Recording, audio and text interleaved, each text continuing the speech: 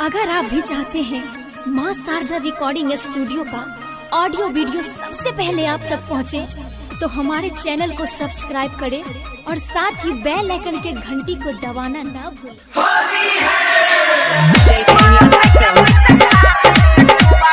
Music by DJ Umesh, Shukipur बाजार।